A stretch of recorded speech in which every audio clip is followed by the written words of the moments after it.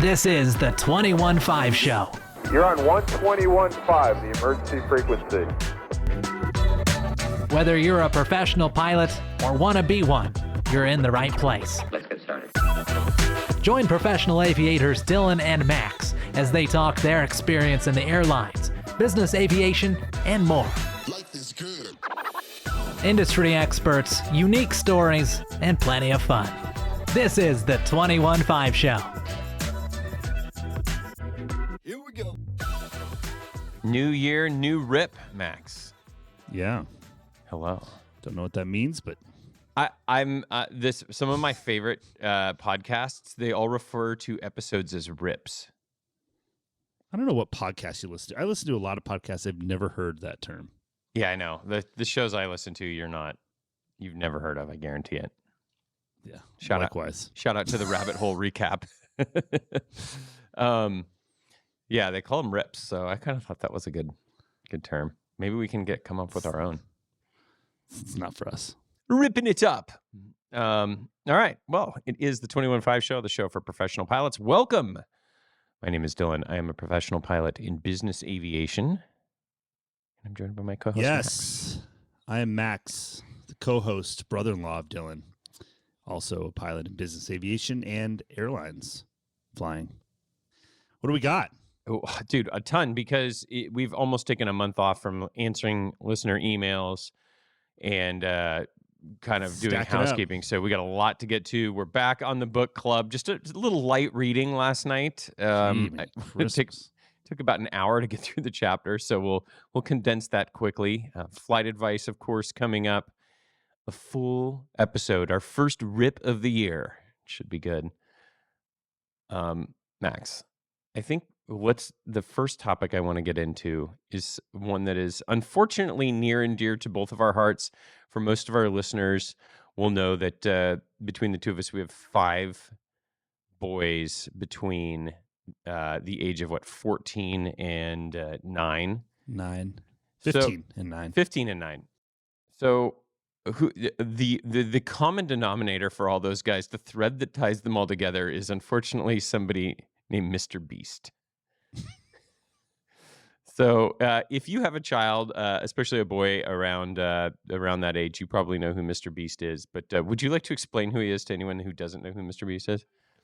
Mr. Beast, is he the most popular YouTuber? I think so. I don't know. Either way. Yeah. He's very popular on YouTube, and he makes these ridiculous videos. And I used to think it was really stupid. Yeah. And then I actually listened to a podcast with him on it, and he makes these videos. He makes a ton of money, but his production costs are massive, and he basically reinvests most of the money he makes into making the next video, which costs a ton of money, which is what makes them interesting, I think. So anyway, so I watch him sometimes with the kids when he releases a new one, and they're pretty interesting, I think. Now, I mean, I hate to admit, but I do enjoy watching them. He's a bit of a geek, and like all his buddies, it's a weird vibe over there. It's Mr. very Beast. weird, and there's been some controversy, and they're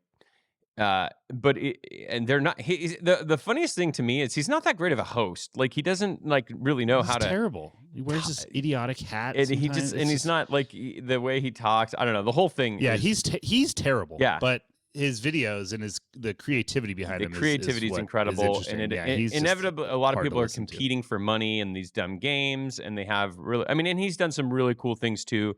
He's built wells in Africa, and he gives a lot of money away to people. Yeah, built houses and stuff. Yeah, I mean, he does some good, but yeah, he's pretty cringy. But yeah. Anyway, why are we talking about Mr. Beast? Yeah, why are we talking about this, Dylan? Let's get to the point. So, he's known for doing all these weird challenges. In the past, he's had one where they had I can't remember the airplane, but it was in a hangar, and it was like, okay, everybody touch the airplane. The last person touching the airplane wins it. And I think it was like an old Hawker 700 or something. I can't even remember. So, they had, 30 people standing around, and then as time went on, these people would fall out, and then they'd get, and somebody ended up winning the old airplane. Unfortunately, it is due for a 72-month next month. Sorry, yeah. Those Viper engines need a lot of oil, so congratulations. So anyways, his latest that came out, I think he talked about it on a podcast. The video has not been released yet, but he basically had a challenge where he challenged 2 pilots to live in an airplane for 100 days, and they could not exit the airplane. They cannot leave the airplane. Cannot leave the airplane for 100 days, and if they can make it the entire 100 days, they get to keep the airplane. Now, I saw a clip on social media of the interview, and he said the airplane was a, quote, Hawker 2000. So that either means it's a Falcon 2000 or a Hawker 4000, I'm guessing. One of those two, which they're kind of comparable size-wise. It's a mid-size. And he said the pilots were, quote, recently out of flight school. So I don't know exactly what that means either. Yeah, no idea. But the kicker of the whole thing is that he said he would pay for the gas if they wanted to fly anywhere during that 100 days. So they could fly every day the way he makes it sound. Yeah. So essentially, these guys have to survive in the plane. They can fly somewhere if they want to, and if they can make it 100 days. He said he made it sound like, oh, you could order Uber Eats and have food delivered and that kind of stuff. So it's not. So it got us thinking. Very complicated. Who's paying for the database subscription? Yeah, and like exactly. there's a who's lot the more than consultant just on the the show? gas. So at first, when this was first brought to our attention, we made it sound like they were looking for volunteers. And then later we actually discovered they've already filmed this. Apparently, it hasn't been released yet. So at first, when we're like volunteers, and Max and I, the wheels started turning. We're like, okay, could we do this? Could we be on an airplane for 100 days? And so we had a couple thoughts about it, and I'd be curious to hear what listeners would think as well. But if you actually started to think about what it would actually be like and how you do it, and for the purposes of this this discussion, we will say it's a Hawker 4000, so mid-size, a little bit bigger than the Challenger and the Gulfstream. What's the longest trip you've ever been on? Work trip? Yeah. Not that long. Maybe 2 weeks. Yeah. I think my longest was, I don't know, 5 weeks maybe, something like that. That's pretty long. Yeah, it was like summer. We'd go to Europe. I did almost a 30-day trip every summer. Right, I remember that. And bounced around Europe. It was a blast, but it was a long time, dude. That was a long time. You're ready to go home. Yeah. So that times 3 plus ish, that would be rough. That would be brutal. Yeah. I like you, but whew. I mean, you'd have to if you were actually to be successful, I feel like you would probably have to know the other person beforehand, I would think. I was thinking about how you do it logistically. So let's say, I think the first thing you do is you'd have to buy a couple of those jet beds, where they inflate and they go between the club seats. Yeah, you'd have to get that. I mean, you'd have to figure out, what would you do? Just take sponge? Or no. You had this great, tell them about your great idea for so I was thinking about it. So I was like, okay, well, how would you shower on a plane like that? So I was thinking, because it sounds like you have an unlimited budget to order stuff. So I'd order a bunch of plastic, tarp, Visqueen or something, put that in the baggage compartment, and then order some tubing from Home Depot. And essentially, I would figure out a way to create an adapter to make a little. No, dude, it's just one of those camp showers. Have you seen it? It's like black plastic. A little camp shower. You'd hang it out in the sun outside the airplane and let it heat up, and then hang it from the coat. Yeah. The bar where you hang the clothes from the baggage. Or conversely, if that wouldn't work, figure out some adapter and then hook it up to the sink in the lav, and then run the hot water and then have it come through. And either way, you somehow make a shower in the baggage compartment, and then so it can drain out the baggage door. Can you imagine? And then I guess if you can order food, you're just constantly ordering food, from wherever you're at. You'd have to have some sort of. You'd have to try exercise regimen. Pelotons. I think you'd have to get 2 Pelotons, right? Or one no, Peloton. I think you could just do I think you could do body weight, calisthenic type exercise. Yeah, but you want some cardio too. I think you could cardio. get a Peloton into a cabin. I don't know. It would be rough. You'd have to figure out how to exercise, eat. Mm-hmm. I'd have to have luckily you could have Amazon, or some sort of book delivery. Yeah, if you could get delivery. Okay, so you could do it wouldn't you be could awesome, survive, but you could do it. I think. You know, But the key is, what would you do yes, with the that's jet the real fuel budget? fun conversation. Like, let's say that that both pilots are fully qualified in the airplane and they're, you know, comfortable flying, they're professionals. What would you and I do with access to an airplane for 100 days where we could fly it wherever we wanted? I mean, I could think of a lot of self-serving things I would do. You know, I'd go fly to, you know, Bhutan, all these like the most dangerous airports, you know, Sion in Switzerland, all these places. You could do that, and you could, you know, just say, oh, I'm going to fly around the world 3 times or whatever.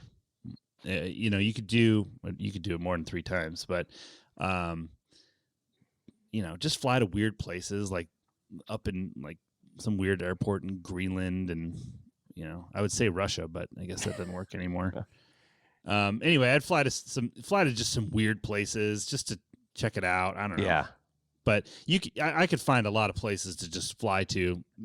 What sucks is you can't get out of the airplane. Yeah, I know. So it's got to be like what's cool to see while you're like coming in. Yeah, right. Like go fly. What has the best like pyramids of catering they can Egypt, deliver to? You know, you fly somewhere and then you like have to get the Oh, could you local imagine food. the ethnic cuisine we could be getting that'd be into and go to unbelievable. like Morocco? Yeah. And get... Yeah, it's got to be delivered though. Yeah, I mean that's all you could do to keep it interesting. But Yeah. you had kind of had a I cool did. idea too. I don't know. You know, obviously it would depend on the rules. I was thinking it'd be super cool if he was going to pay for the gas and you could convince him like to let you do like fly for Corporate Angel Network or Wounded Warriors and like fly a bunch of people to different places they need to get. Like if maybe the rule was you could only fly strangers or something like that. I feel like you could do some really cool humanitarian stuff. Yeah, which would be good. It would keep it interesting. Yeah, be good for the video. Yeah, it'd be awesome. And I mean, you could go. There's a lot of people. yeah, Did I talk about that? You could go talk to JARS or these people in Ghana that are flying, you know, to all the into the backcountry strips in the jungle, and you know, delivering aid and all of this stuff. Because those guys, it's funny. I'm reading a book about that right now, and a lot of time, you know, they have airplanes like Helio Couriers. Now they have the Pilatus Porters and stuff that go, you know, 10 knots, and so they need those airplanes because they're the only ones that can get it out of most of the places they fly. But then sometimes they need to go further for different reasons. Yeah. And they're just like trucking across the water at 100. Like there's a lot of good you could do with those people too. And like, yeah, I mean, you could be flying in just humanitarian supplies. just be like, we'll be there for 2 weeks. Yeah. Here's make us a schedule. Yeah, exactly. That'd be cool. Yeah, do 2 weeks for like every one of the charities. Just kind of grind it out until we ate something weird. Yeah.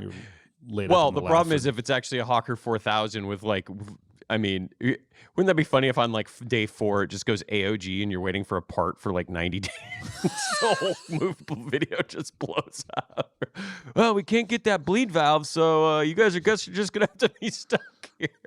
Oh my gosh, that would be the problem. Is flying an airplane like that where it's just like not just it'd have to be MEL for like MEL, single pack ops. just It could getting go above 25,000 feet. But just keep rolling. Flying around on oxygen. We're trying, Mr. Beast. We're doing our best. Sorry, the fuel bill is going to go up a little bit. Yeah. So I would be curious to hear from our listeners. If somebody gave you and your buddy access to a jet for 100 days and paid for all the expenses, what would you do with the plane? That would be a very interesting. I mean, you could make it a super interesting video. I hope he just didn't put 2 jabronis in the plane that don't do anything. I wouldn't think, dude, with the kind of money they would have to put in a couple of interesting. I would hope. I mean, hopefully it's not some, pilot influencer selfie videoing dude. It just seems like there's so many moving parts. Like an airplane that big, you've got to find 2 current type rated Hawker 4000 pilots that are going to be, a free for 100 days. Yeah, we got nothing else going on. I mean, it just seems very hard to execute. I'd be curious to see who their consultant was on this video. I really hope it comes out. I hope there are more details that come out because I think it would be fascinating. And if it does come out, I think Max, we should do It says it's a Dassault Aviation Hawker 2000, so it's a Falcon 2000. It's probably a Falcon 2000. Old clapped out. Oh, the one with those engines that are. Oh super yeah, a classic. Okay. Well, I guess that doesn't really change much of our conversation. If it's Falcon 2. I better support it, I guess. Yeah, whatever. Yeah. But yeah. Hopefully it's not an engine program. Because those early Hawker or Falcon 2000s with some sort of engine, Oh yeah, the engine program's like ridiculously expensive. Horrendous. Yeah, so that's why I'm curious, like who. It's got to be that because those things. That's why they're super cheap. Yeah, it's why I'm curious, like who. God, and then can you imagine winning that plane and then you have like a 1 million Hawker 2000 or a Falcon 2000 you got to get rid of. That's the thing. How much would the residual value of the airplane have to be worth for you to do the challenge? It'd be hilarious. That'd be the best part of the video would be the follow-up of me, you, and Brooks trying to unload this plane. Brooks negotiate. We'll take 600,000. We're going to net like we each walk away with 60 grand. Like we would have made more at our regular job. Dude, I'd want to land on that ice runway in Antarctica. Yeah. That would be sick. Awesome till you can't get out, and then just take off like VFR and fly around. If you could get gas, I don't know. There's a lot of Falcon 2000 can go far enough. Well, especially with 2 people, dude, you could top it off. Yeah, I know, but I mean, I'm just saying, in general, could go far enough to do cool stuff. Yeah. Interesting. All right. Well, we've already spent a quarter of the show discussing this, so I want to hear from the listeners. What would you do? Access to a Falcon 2000, assuming you were trained and everything, you could fly it. What would you do? How would you use that 100 days? You think you could make it? Yeah, I mean, I think I could. I don't think it'd be very pleasant. Yeah. I think after like 2 weeks, it'd be like, all right. You'd really, I honestly think you'd into? really have to be doing good for other people. You would have to have purpose. There would have to be purpose to sure. do it. And I agree. So, anyways, all right. Enough about Mr. Beast. Let's move on to the book club, Max. Just a little light read we had last night and this morning on the real meat and potatoes. We've talked about Frank Lorenzo for so many chapters, and what an iconic character he is. Infamous, I would say, is even a better term. But just kind of the final saga of the Texas Air Continental Eastern debacle, I guess is the best way to put it. What was your big takeaway from this chapter since you just finished it? Well, so I finished a chapter and I'm like, why is there not as much drama in recent history as there was back in these days? Yeah. And I'm like, you know why? Because there's not as many airlines. Like there's not as many airlines to fight against. Yeah. Like everybody kind of has their territory established now, and there's not as much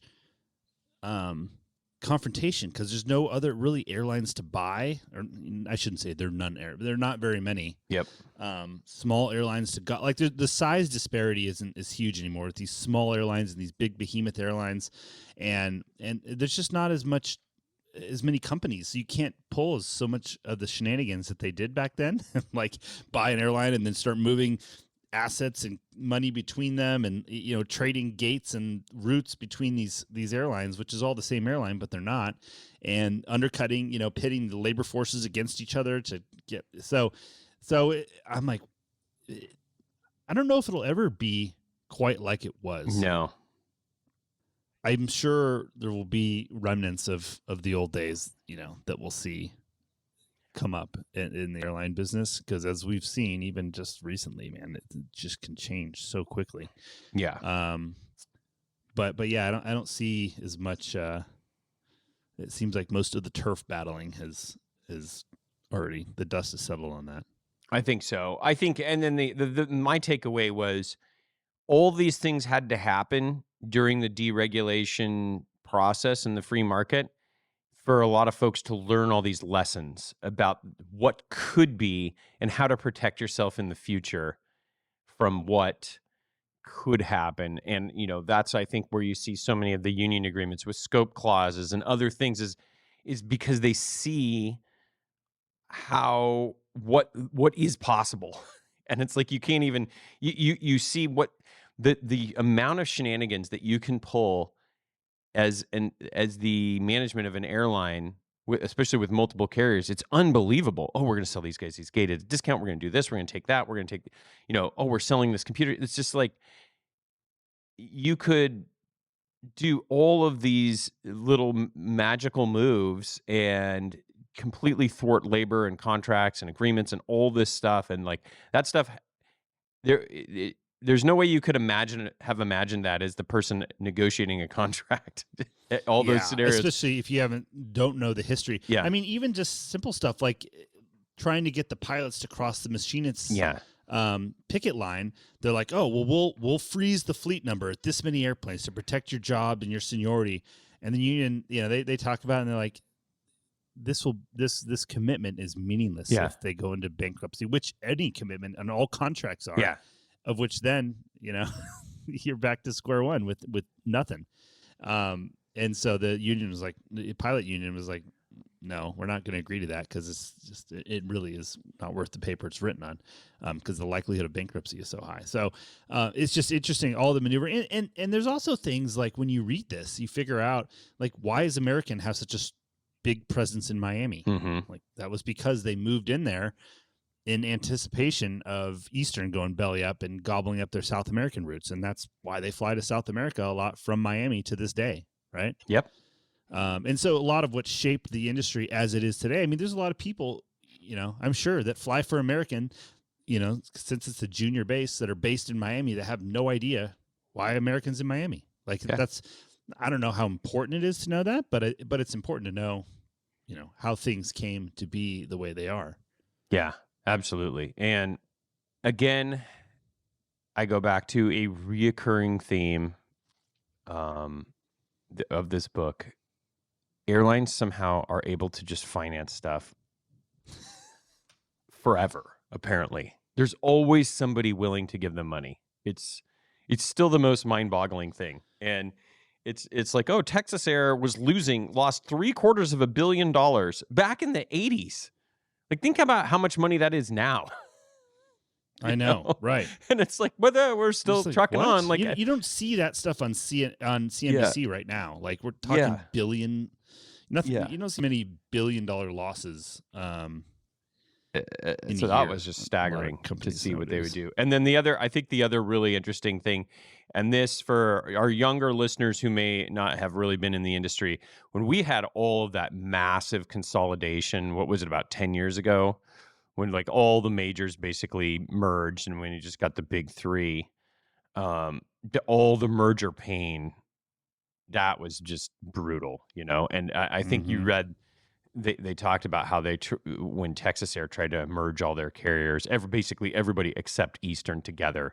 And there was 30 different galley configurations on the planes, and the scheduling was a nightmare. And the pilot, the crew scheduling phone, they couldn't get through with busy signals, so they never knew what they were supposed to do. So their flight would get canceled. There's a great quote. It says, "There's no such thing as a half-broken airline." Yeah.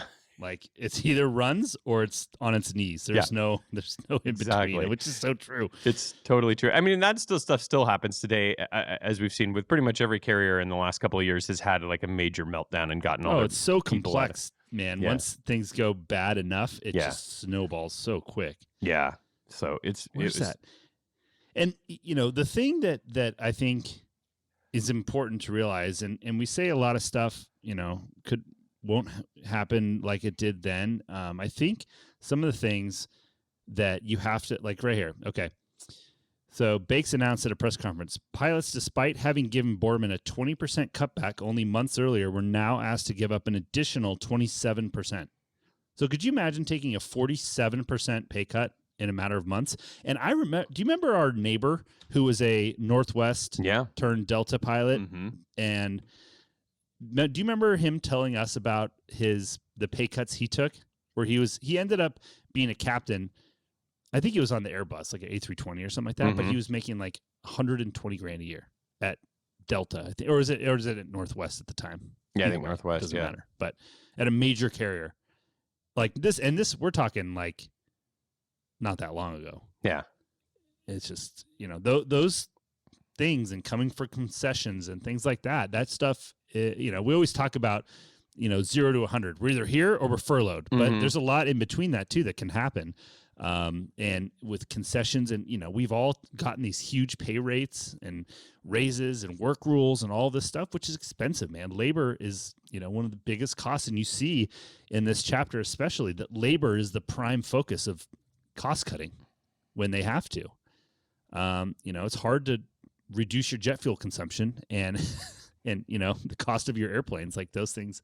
And on top of that, the lesson we've learned from this book is that sometimes it's not even management, it's Wall Street going, all right, well, we're not going to give you any money unless you get this concession from XYZ work group.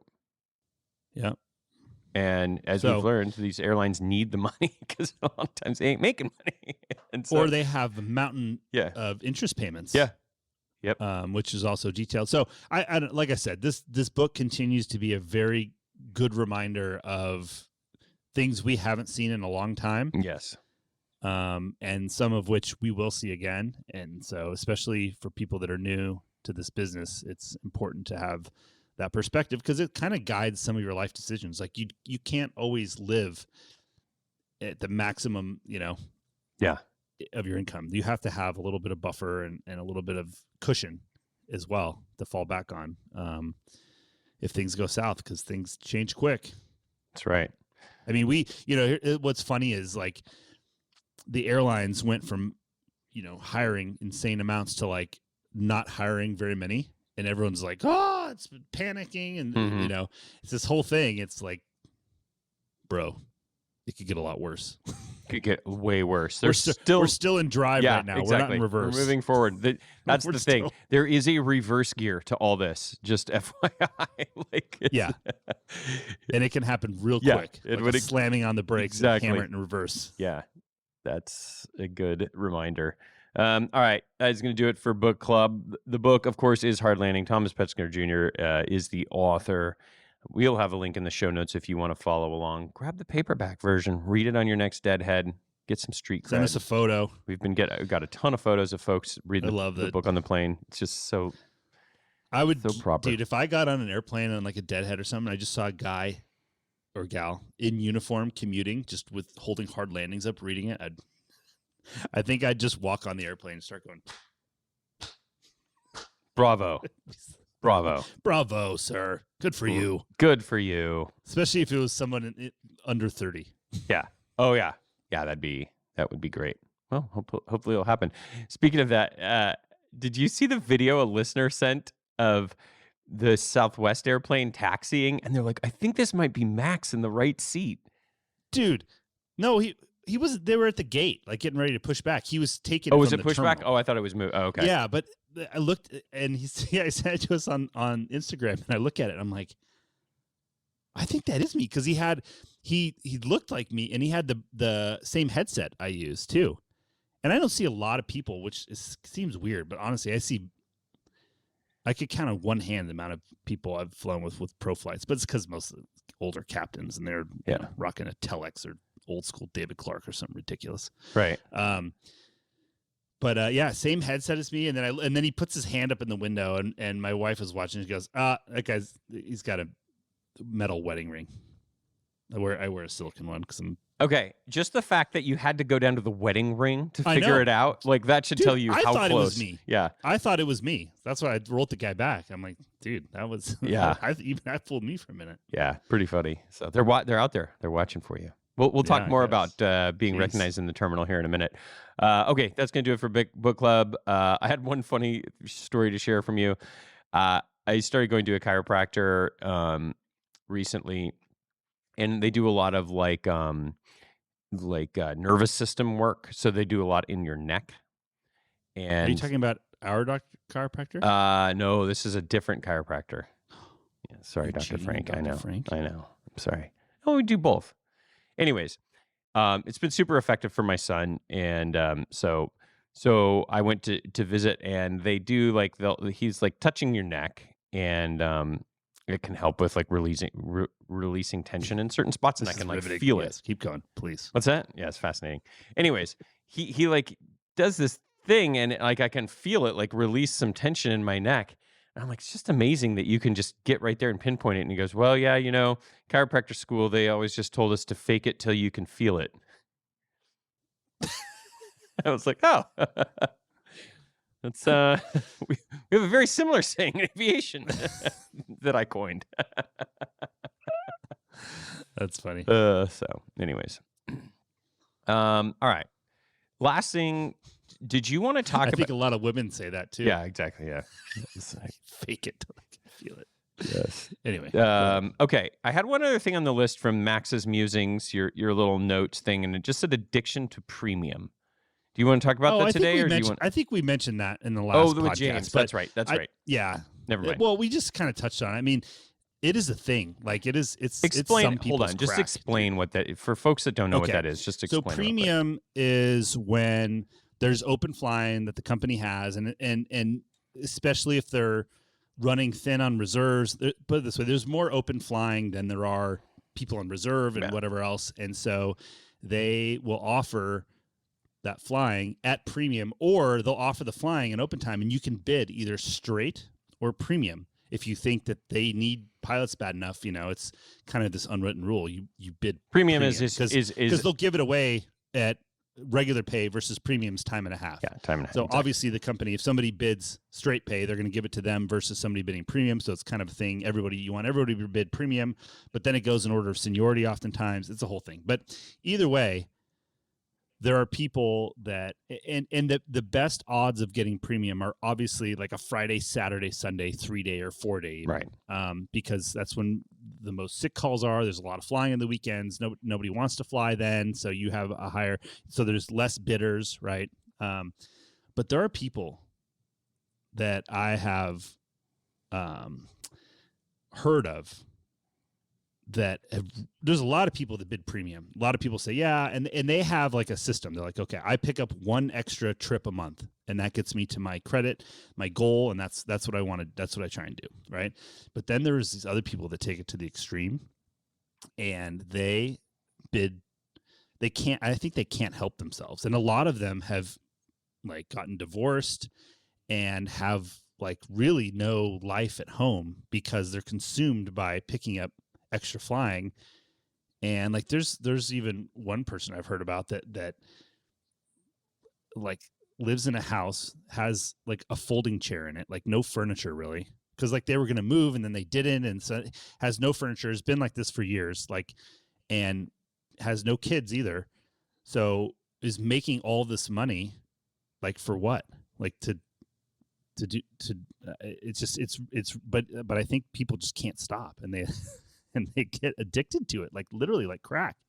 And they see, all right, yeah, I'm not going to work this weekend, but then they just can't help but look, and they see all these trips in open time. They're like, oh, I could look at this juicy 4-day. Hold me back. It's good. Yeah, it's worth, and they do the math on the new pay rate. And like, oh, that's the thing. This trip's going to pay. Like some of those trips will pay, like over $20,000 if you're a captain, like topped out. Like, dude, that's a lot of money to go fly around for a few days.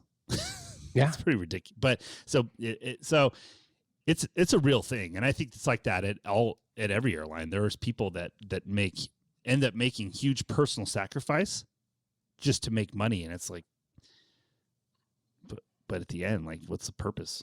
What would be super interesting, because what you're describing is an extremely interesting example of basically economics and incentives, right? And people making decisions based on the incentives that are offered. I wonder if there are economic professors and like schools of economics that study pilot premium pay and like open time market and holiday schedule, weekend, like all the stuff you're talking about. Like it is an interesting look into kind of the human motivation and priorities of different people and things like that. So I wonder if there's been any real studies on it. It's interesting though, because it is a straight up trade for time. Yeah, you're monetizing your time, exactly, because you're typically picking that stuff up on your days off. Yeah, exactly. So, anyways, interesting. And then when the staffing's good, or during like when they have less flights during certain times of the year, and then there's extra flying out there, but a lot of times the demand, it'll be like where there's some people that rely on picking up extra flying, beyond their guarantee to pay their bills and run things thin. So when there's no premium, they'll pick up extra flying at straight time because the supply and demand of it will dictate that, and then it's a different thing. So now you're flying for straight time on your days off, and is it worth it? Some people it is because they don't have a choice. Yeah. It's kind of like a buffet. You just have unlimited access to, or like you're free feeding your dog. It's like, see if the dog can figure out how to moderate himself or herself on their own or not. So it's interesting thoughts. Okay. Lots to get to still, Max. Let's talk reviews. Of course, you know that we love to get reviews from our listeners. If you write us a review on Apple Podcasts, we would love to send you a sticker. And just shoot us an email with your mailing address so we can do that. We love to read the reviews on the show. Max, go ahead with the first one. Gentlemen, the 21.5 Show is my absolute favorite aviation podcast. It provides relevant information blended with a good dose of humor. Just when I thought it couldn't get any better, you guys put out episodes 147 and 149. Part 135, 91 operations are my aim as I transition to professional flying from being a 20-year A&P. I feel that my background will lend itself quite well to a career in corporate aviation, and as such, I have pursued as much knowledge through NBAA, and last year I received my CAM accreditation. Episodes such as these definitely help someone like me learn more and stay relevant as I continue to grind. I'm about to begin working as an independent flight instructor to continue building my hours. You guys keep up the great work, and I will keep faking it until I make it. Thanks for all you do. Hope to see you guys at next year's bigger events such as Sun and Fun or Oshkosh. Flying Elvis 78. Love it. Just for reference, episode 147 was the flight department leadership discussion we had with Jim Lara and Jenny Showalter. Oh. And 149 was our conversation, a most recent conversation with Brooks. So kind of on the business aviation side. Cool. All right, Flying Elvis. Max, I can't remember if you're going to make it to Sun and Fun. You might have something going on that weekend. No, but I am planning to attend the AOPA fly-in. Yes. Buckeye. Did you see that I sent you? I never have been able to go to that because it's always President's Weekend. I know. I never make it. Yeah, I'm planning on going as well. It should be awesome. Perfect. Should be good. All right, next one is from Colin Hilly. As a student pilot aspiring to become a pilot for the airlines or corporate, this podcast has increased my knowledge in all aspects of aviation. Lighthearted and very insightful. Keep it up. All right. Thanks to everyone who's written the reviews. We will keep sending out those stickers. Next, of course, Max, we've got the mailbag. Very, very full mailbag. It's been a while since we've been able to dip into the emails. I'm just going to warn you right now that these emails are a little bit dated because they're like back in December. They're almost 2 months old because of the time we took off for the holidays. So you're going to have to refresh your memory on some of the things that we've talked about a little while ago. A big theme of the emails today is going to be that radiant de-ice that we had talked about a while ago. So just brace yourself for that. Of course, the mailbag is always sponsored by our friends at Advanced Aircrew Academy. Aircrewacademy.com is the website to check out all of the offerings they have for professional pilots.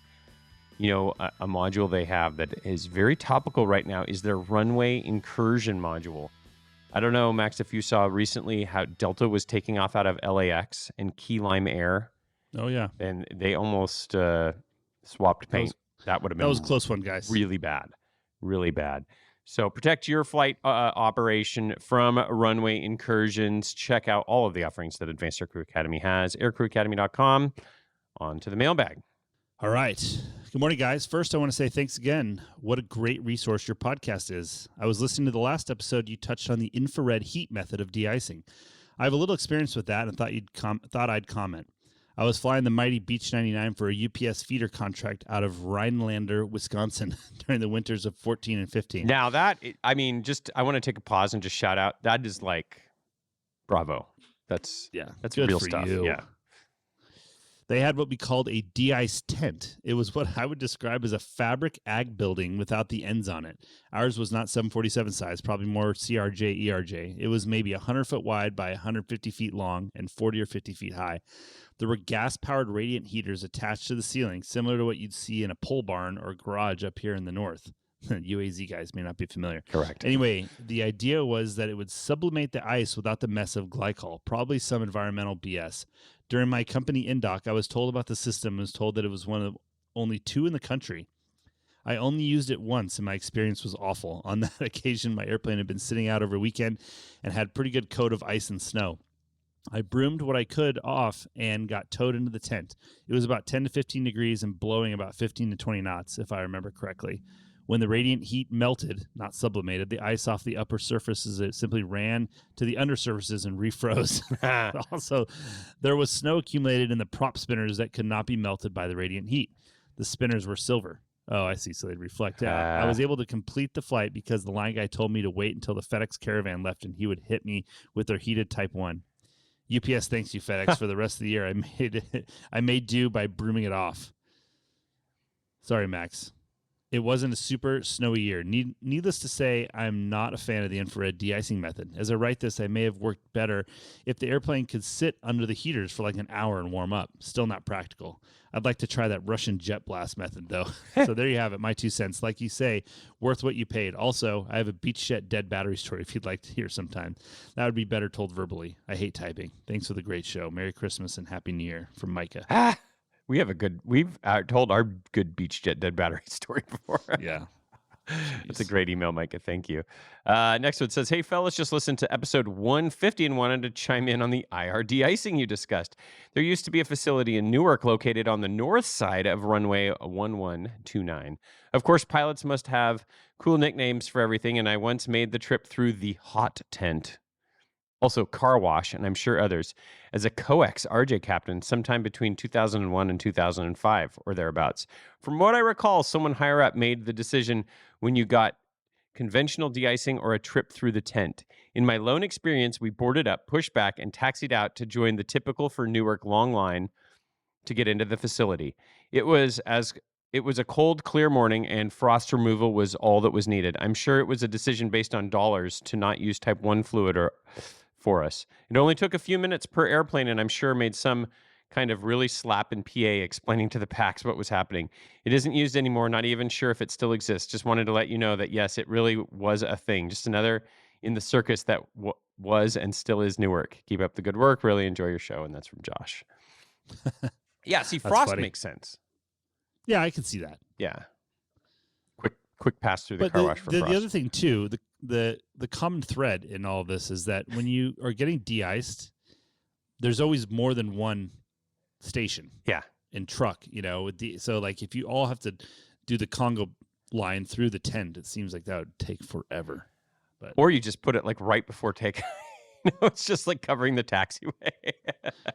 You're just like taxiing up. Yeah, taxi through it on your way out.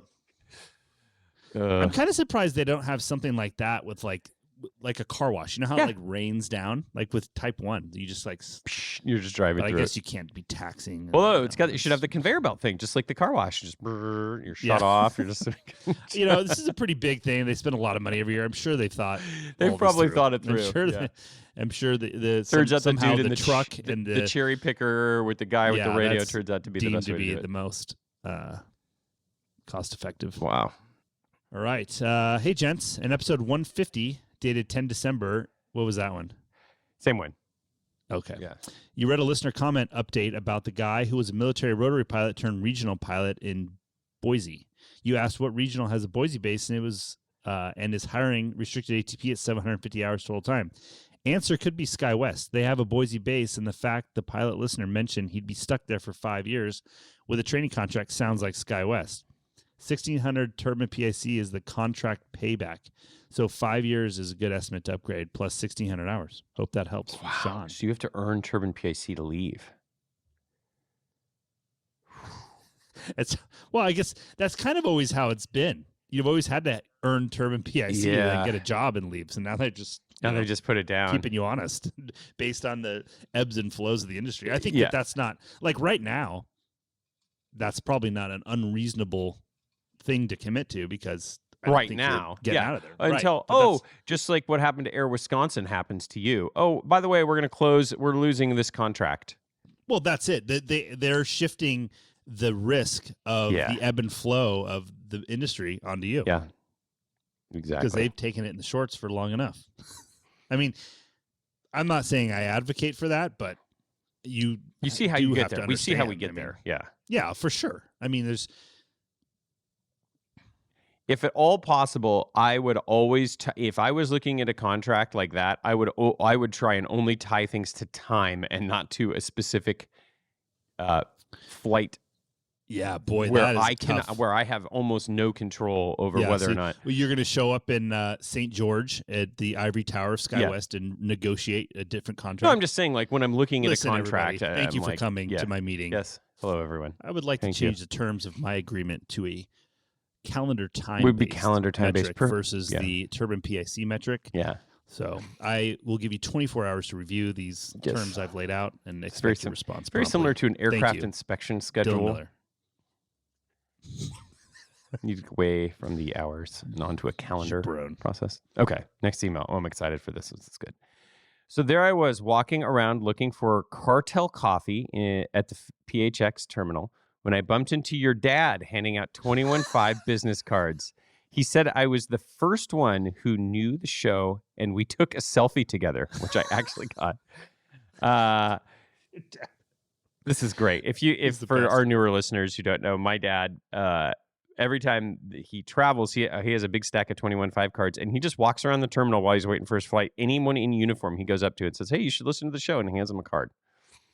And so this happened back in mid-December when he was actually down here visiting me, my son's birthday, and I was giving him some new cards and stuff. And he's like, "I still have never met a single pilot who has said they actually know what your show is." And I was like, "Oh man," I'm like, "It'd be so cool to do something like give you a special sticker or something to hand out to the first person that knows about the show." And we're like, "Oh yeah, that'd be a good idea." And then that's as far as the conversation went. And then literally like the next day, he ran into this person, Nathan. So, anyways, what a coincidence. That was cool. And then Nathan goes on to say, "P.S. No need to worry about pacemakers with such infrared. It's right next to red on the visible color spectrum, hence the mnemonic Roy G. Biv, where infrared and ultraviolet bookend the visible color spectrum. Side note, Isaac Newton added indigo to the spectrum because he thought 7 was the perfect number." Oh, Roy G. Biv. What are we talking about? Yeah. Oh, he's talking about the infrared. Did we talk about this? When did we talk about that? This is still back to the infrared de-icing. Oh. Yeah. So yeah, I totally screwed that up. It's Roy G. Biv. That was the spectrum. So Nathan's really got a good education for us. Infrared is the same energy that a fire puts off when we feel as heat, though we can't see it. NVGs can see it, though, which makes flying over the oil fields in southwestern North Dakota at 50 feet AGL somewhat challenging due to the flares. Keep up the good work. Kind of regretting not going with a Paradox bag after that last show. Oh, well, if my current one wears out, maybe I'll get that one next. Yeah, Nathan, you should. You should do it. You'll be the star of the... prepare for a lot of questions to explaining your bag set, especially if you get that flight case too. You get real popular. I spend a lot of time every trip explaining this. What's situation. going on? Mm-hmm. You're like a traveling salesman. I know, basically. Okay. This next email, Max, was very long, and I really appreciate Ryan taking the time to write it. It's too long for us to read, so I did feed it into our robot overlords to summarize down because there is some good information.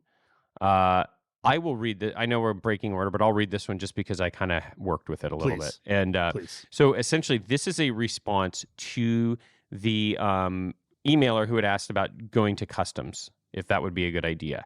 And this person responded as someone who just went through the process. Oh, cool. So Ryan writes in and he says, "Thanks for the great podcast. A former coworker introduced me to your show, and I've been enjoying it ever since. On episode 146, my coworker sent in a question about flying for the CBP, and he asked me to share my experience. I applied at OBAP in August 2024 and quickly received a tentative job offer, thanks to their urgent need for applicants. The process involved a medical exam, fitness test, which was straightforward for anyone with basic fitness, completing the SF-86 background check, a polygraph, and a flight assessment in Oklahoma City. While the steps were manageable, applicants cover their own travel and lodging costs. Despite passing every stage and receiving a soft offer to fly a drone in San Angelo, I ultimately declined because the role didn't align with my career goals. The entire process took just over 3 months for me, though it often takes longer. In the email, he went on to say that's the big risk at CBP is that they will, oh yeah, we've got airplanes, but they assign the UAS to a lot of people, and you're locked in under contract. Speaking of contract. What do you mean? Like that's it? Yeah, You're I gotta UAS find it. guy Let me forever? find the email. But yeah, essentially, your next question. Yeah. So there's definitely that's one of the things you got to consider. The good news is it sounds like you can decline, if you get the UAS. But blah, blah. Well, at least they tell you. When you're gonna fly. I spoke with the trainer. He stated that I can counteroffer and see what they come back with. However, he stated the low time people should expect UAS. That person had the emailer had 1,100 hours. So what if you could fly the US though from home? Like literally, you just get up and walk in your sweatpants and log on your computer. I mean, that's coming. The contract is 3 years to fly UAS. Oh, so I mean, if you're going to make a career out of it, I guess it right. Be if you're getting in because you think you're going to time build and cut the CFI and instead of CFIing, I'm going to do this. I don't think that's the move. Right. Yeah, if you're flying the UAS from home. That would be sweet, though, wouldn't it? Like, that takes all the stuff that kind of sucks about being a pilot, but then it kind of sucks. Then it's not really fun. I mean, this is like a James thing. Wake up every day and go fly Microsoft Flight Simulator for 8 hours in your house. Dude, have you seen that movie with where the guy is a drone pilot? Yeah, I can't remember the name of it. Is it Night Stalker? Maybe I can't. I don't know. What's the guy who's in it? Who's a really famous actor? Is it one of the Ryans? Is it Gosling? No. This is the Land of Bad. I think that is it, isn't it? With Russell Crowe. Yeah, with Russell Crowe. That's it. Yeah, that's a great movie, and I don't think that movie kind of gives you, I think, an idea of kind of what it's like. Yeah, it would be really weird. That's actually to be a drone pilot and drop bombs on people and stuff, and then just go home and you're home in time for dinner with your family. Like, oh yeah, how was work today? Oh, it's fine. That'd be a weird shift every day. Yeah, you know what I mean. Yeah, you're just you're flying a drone on the other side of the world. That's crazy. Yeah. Which is another point I have when people are like, "Oh, there won't be single pilot airliners and this and that." I'm like, "Yeah, there will be." We've already been flying drones around the world for a long time. The technology's already there. Anyways, the private jet owners are going to be thrilled. I bet. No pilot nonsense. It's great. This guy, this robot, Elon Musk sent over, never takes vacation. Yeah, never complains. Doesn't need to stay at a hotel, full service Hilton or better. He's not trying to charge a bunch of drinks to the room. Not out having a better time than I am. That's the one part. Yeah, especially he's not out having a better. I go on a golf trip and I see him at the turn. It's a great day. Woo!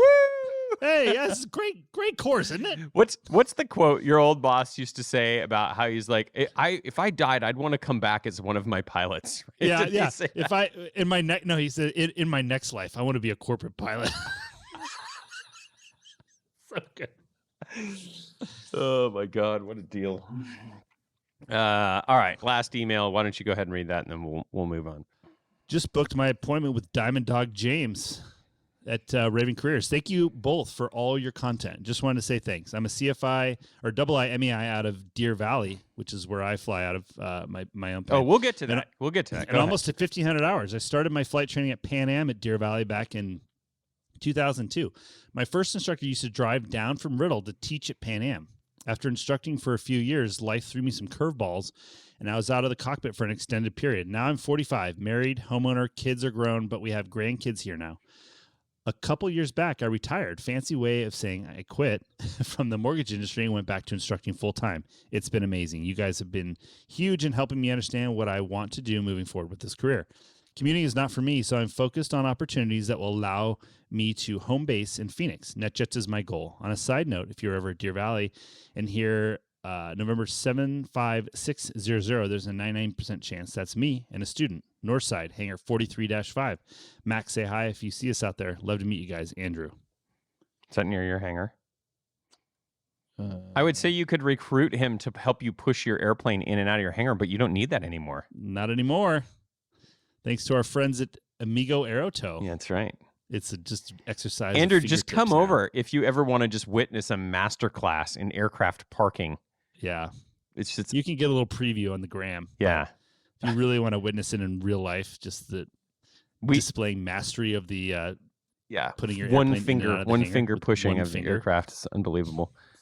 You got a video of me attempting to park your airplane with the Aerotow, which I think we actually sent to the Khaleesi. It is take a little. It's a little bit of a learning curve. It's kind of like driving Electro. Yeah, you gotta get the hang of it. But once you do, that was mostly operator error. That had nothing to do with the tug. Right. But big thanks to our sponsor, Amigo Aerotow, for providing us with the tug. If you have an airplane, and they have a bigger size too that pushes in, small jets and PC-12s, King Airs, things like that. That looks really awesome. So, and if you're a listener to the show and you do want to buy an Amigo Aerotow tug, there is a promo code to save you $100 in the show notes. So Whoa. Check it out. Andrew, get your student to spring for that. Be perfect. You got to save your back, Andrew. Come on. Listen. Sounds like you're in our age range now. He knows. Yeah, you know exactly what we're talking about, Andrew. I'll give you the number to my chiropractor too. Which one? Your stable of chiropractors that's keeping you going? Well, listen, if one's busy, you go to the other one. It's good. This guy. All right, that is going to do it for the mailbag. If you want to join the conversation, you know what to do. It's info@215podcast.com. We will be happy to read your email. It might be we've got a little bit of a backlog. We're working on it, but we love to hear from the listeners. It's always great to hear their advice. You know what? I'm surprised and not surprised about how much we heard about the infrared heat. As soon as we started talking about it, I knew there'd be like, really? Yeah. I didn't. It's always these topics that are like the little trivia. Then everybody's got good stuff to share. So that's why I love doing what we do, because if folks don't know, I don't know a ton, just in general. So it's always great to be educated. All right, Max, you ready for flight advice? I'm always ready. This is an interesting one because it's from an 18-year-old. And I'm pretty impressed with what they had to say. So, I have a question for you about this. Okay. So, flight advice, when we read these, this is generally the very first time I've ever read it, because I don't follow the... Yeah. It's like this Google is kind of your gig, yeah. and you get them and put them in this document we read here. Well, do you think it's better or worse? Is it better that you've read this and you kind of had time to think about it, or do you think it's better to be me and you just read it and then just shoot from the hip? There are definite. I think you and I would both agree that there are times that we have given flight advice, and then later on, you and I have been talking about it. We're like, oh, you know what? We didn't think about that. We should have said this. Yes, that is true. That has happened. But I think there's also, again, we do give advice sometimes, but we generally try to give you things to think about to help you make your decision, because ultimately no matter what you put in the email, we're not going to have all the information. Yeah, we're basically aviation therapists. Yeah, it's sort of like, that's interesting. Here's maybe 3 things to think about, I don't know. Sometimes we give pretty definitive We answers, do. And so maybe we shouldn't do that as much. So, and I think... Well, only when it's kind of obvious. Yeah. It's usually when people that are new to this business and it's obvious having some experience and looking back then the answer is obvious, I guess. But so anyways, yeah, it's nuanced. Right. I don't know. Okay, enough of that about that. Of course, I've got to remind our listeners that Flight Advice is brought to you by our friends, longtime partners, Harvey Watt. If you visit harveywatt.com, you can check out all of the offerings they have for professional pilots: life insurance, loss of medical insurance, medical advocacy. Max, I'm almost thinking it was like almost 6 years ago when we talked to Harvey Watt for the first time. We almost need to either replay that episode because we have so many more listeners now than we did back then, or try and direct people back to that episode. We should just do it again. It's so important having somebody that can help you, advise you when you have an issue with your medical, and how do you get back into the air as quickly as possible. Everyone is incentivized to get a pilot that is not flying back flying. And Harvey Watt is really the specialist. They have the connections. They have the folks that they have former federal air surgeons working for them. They know all of the ins and outs to advocate for you to get you back in the air as quickly as possible. This coverage is, I mean, honestly, it's a no-brainer. Everybody needs it, whether you pay for it yourself or you ask your employer to pay for it, which is a very easy pitch, I think. Or you're fortunate enough to have it as part of the airline you work at or whatever. It is something. It's like you don't think about the fact that you should have health insurance, and you don't think about the fact that you have to have car insurance. This is another thing. You shouldn't really. It's not really a thing you should think. Do I need this or not? Yeah. It's episode 12. I'll have a link in the show notes. Episode 12. Is it 12? Wow. October of 2019. Really? Yeah. We should just redo it. We should just redo it. We need to. There's big changes too. Have you seen the new color blindness thing? Yeah, there's also that's like affecting huge amount of people. So we're just due to have another call with Harvey Watt. We'll do that. In the meantime, visit harveywatt.com. On to flight advice. Here we go. Hey guys, longtime listener, first-time writer. I am an 18-year-old high school senior with my private and instrument ratings. My commercial check ride is scheduled for next month, and my goal is to have both my CFI, II, and commercial multi done by the time I graduate in May. Holy smokes. That's incredible. Bro is off to a good start. I'm reaching out for some advice because of the situation I'm in at school where I currently work as a line technician. They tend to hire CFIs mostly from within, but there are about 7 or 8 people ahead of me who are either close to or already have their CFI. The school isn't large. We only have 4 planes, so the chances of me getting to instruct right after high school are slim, and the other schools around me are also overloaded with CFIs. The flight school where I work also has a charter operation where they steal the CFIs to make them FOs on the jet. 2 pilot crews, so it counts as SIC time. They usually make the jump to the jets with around 700 to 1,200 hours, depending on the need and current hiring trends. With the hiring slowdown at the moment, the pipeline is backed up, so I'm stuck wondering what my best move is. I'm in a bit of a bind because I have a girlfriend of 3 years who's going to a smaller college about an hour and a half away, and I'd prefer not to move away just for an instructor job. My ultimate goal is to get to the airlines, ideally a major carrier like Southwest or another airline that has a solid future. I live in a base for Allegiant in the Midwest, if that helps. So here's my question. What route do you think I should take to get to the airlines? Should I stay and wait it out at my current job in hopes of getting some low-time jet experience, or are there other options I should be considering? Stats include 245 hours of total time, and he already mentioned that he's going to have his commercial soon, and then working on the CFI II coming up, 18 years old, still in high school, prefer quality of life over pay. And then this one, Nate, I don't know if you want us to read this, but it says you've been with your girlfriend for 3 years and plan to marry her in the future. Nate's got a lot going on as an 18-year-old. Nate is on an accelerated path here to life. This is... So, I mean, the first thing that pops in my head, best case scenario of all is Nate Dogg goes to a college that has an aviation program where he can start working as a flight instructor and while hopefully getting a break on college. Hopefully that's still a thing. I mean, I remember when we worked for the school we went to, you could get, free tuition for stuff. So that would be awesome. So maybe the small college your girlfriend is going to has an aviation program. But if not, what do you think? So it sounds like he has a good pipeline, except for the fact that it's just jammed up right now. Like, that's an ideal path, is to get the CFI job at the place where you get your CFI and then, instruct there. But there's just, because of the timing of the industry right now where none of the CFIs can move on to the regionals, they're all kind of stuck. So well, it's one of those things too. Like, dude, he's not saying what his other options are. And if you have no other options, then you should stay where you are and keep your foot in the door until your number comes up to start instructing. But if there's somewhere that will hire you that's in the radius in which you wish to reside, then start flying, man. Yeah. I don't think you're going to love this advice. Or my not advice. My observations are I remember being young. I remember being 18. I remember having a girlfriend at 18. You probably remember having a girlfriend at 18. Yep. Especially when you go off to college and your lives start to separate a little bit, like things just change.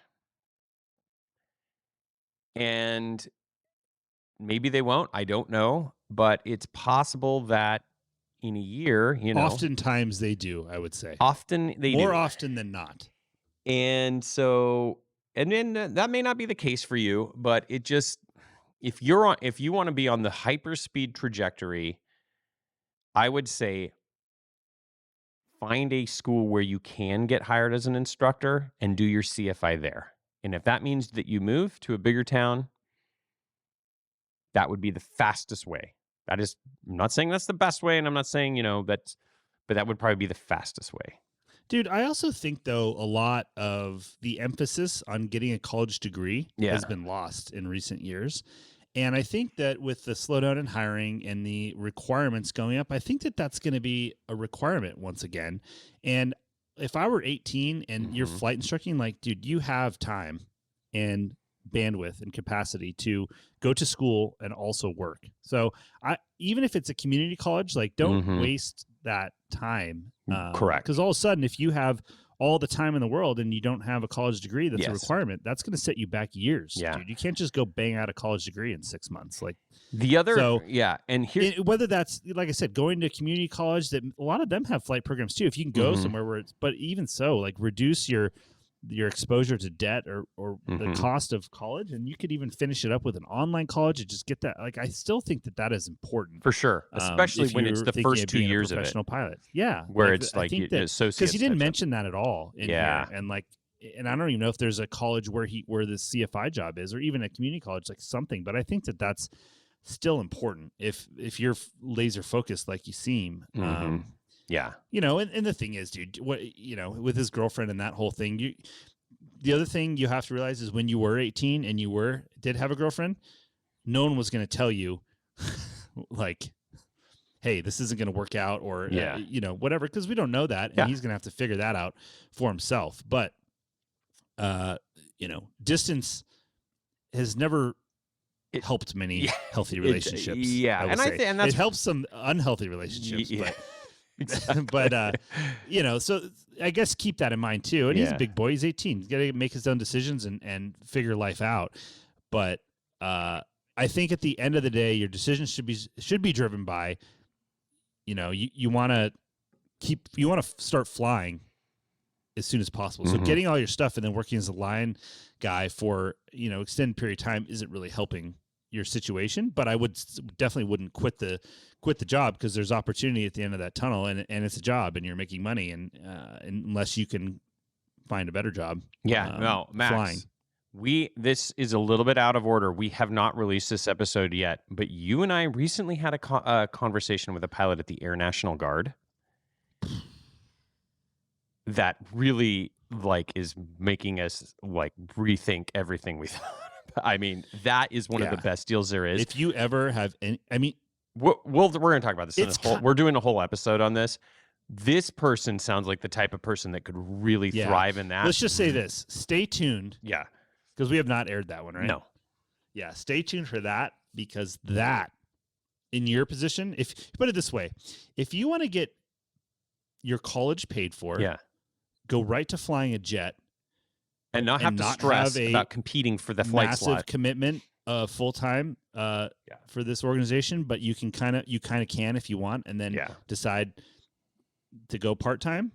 Then, if that sounds interesting to you, then listen to our episode of the Air National Guard. So this person sounds like it could be a great candidate for that. He's perfect. And in the Midwest, maybe there's probably a reserve unit. There's a tanker base, dude. Something like that. Whatever. That could be huge. And then you're kind of not. Then you're using your time time the cool thing too is like he's 18, so even if he has to go get a job at the Guard as a crew chief or a boom operator or some sort of non-flying position to then get a flying position in a year or two, like which is kind of and you could still flight instructor or whatever. I mean that's we should just cut the last 15 minutes. I know. Well, listen, there's a lot of options out there. Yeah, there are. There's a lot to think about there. But put it this way, that is something I wish I knew. Yes. We both, Max and I, when we did that interview, our jaws were on the floor and we're like, this is now, like, if our kids, we both walked away from that, like, if our kids want to fly, that's what they're doing. Yeah. So that seems like the number one thing I would do. And that will help with a lot of the issues of time backup right now that you're looking at. So there you go. That's it. That's it. A lot of different directions. Yeah. But I mean, we just threw bone in like 9 different directions for you, but yeah. Nate, I demand an update in Nate, it's 6 months to 1 year, letting us know what happened and and how it worked out with the girlfriend. Yeah, absolutely. Okay, that is going to do it for flight advice. Max, you got to go flying. I got to go flying. We got a lot to do today. So we are going to wrap it up there. If you need flight advice, you know what to do. You can visit the website, 215podcast.com. If you scroll down, there's the anonymous flight advice form. You can fill it out and share your information as much or as little as you want. Of course, the stats, the more stats you can provide, the better we can answer your questions or provide our thoughts. Thanks so much to all of the sponsors that make this show possible. Advanced Aircrew Academy, Timothy P. Pope, Harvey Watt, Amigo Aerotow, Veris Jet Sales, Pro Pilot World, the AirComp Calculator. All massive legends in the industry, Max. Absolutely. What are they doing associating themselves with us? I don't know. But somehow they're still thriving. Until next time. I have one more thing, too. I have a call to the listenership for my cousin. My cousin is an author. He needs some aviation help from us. So he and just like any of our sponsors, I would never push anything that I don't think is actually good. So he wrote a book. It just came out. It's called The Last Revival, Our Time in Choosing. It's about the backdrop after World War II, and it's espionage and a fight to prevent some resurgence of evil and all. And it's a really good book. I really enjoyed it. It's available on Amazon. The Last Revival. Check it out. But he's working on the sequel. And what he needs, he's trying to figure out. Oh yeah, I forgot an about airplane this. from the 1950s that he should feature in the book, because he kind of writes. I don't know if you read Jack Carr, but like he's into the technical details of the firearms and the airplanes and things like that. So it's going to be well described. So basically, in his story, what he told me is it's a team of 4 people that are flying from Alaska to Russia, and they're trying to do so, in the 50s below radar, so close to the ground. I said like a Beech 18. I'd really love him to do the Martin Mars, but that just seems like overkill for 4 people. Yeah. But what? So the question is like, what's could be a jet, could be a cargo plane, could be a bomber, could be anything. But that's the mission: is 4 people from Alaska to Russia flying below radar. If you have suggestions on what airplane he should feature in the sequel to his first novel that's for sale now, let us know. I'm sure somebody has a really good idea. Yeah. Would be really interesting. We had some ideas. We were throwing back and forth, but it'd be fun to participate. What was that plane that Roger Reeves was his favorite? It was a Howard, some sort of Howard. Yeah, it was. I have to look that up. Yeah. Something like that would be cool. So anyway. Yeah. Let us know what you think. Yeah. Info 215 podcast. Send us a note on the gram. Whatever. You know how to find us. You know where we're at. All right. Until next time. Just remember, flexibility is the key to air power. We will see you next time. See ya. The statements made in this show are our own opinions and do not reflect, nor were they under any direction from any of our employers.